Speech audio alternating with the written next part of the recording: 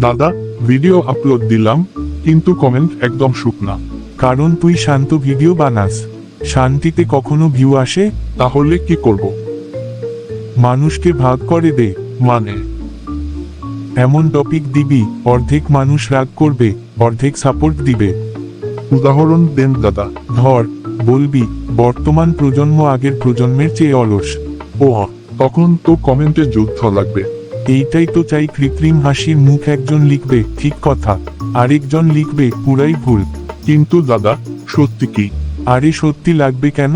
Comment লাগবে। বুঝছি, তারপর? মাঝে মাঝে নিজেই ফেক আইডি দিয়ে কমেন্ট দিবি। নিজের ভিডিওতে নিজেই ঝগড়া। অ্যালগরিদম ভাববে দেশ কাঁপানো আলোচনা চলছে। দাদা, আপনি তো জিনিয়াস। মনে রাখো, ভিউ আসে না ভালোবাসায়, ভিউ আসে বিতর্কে।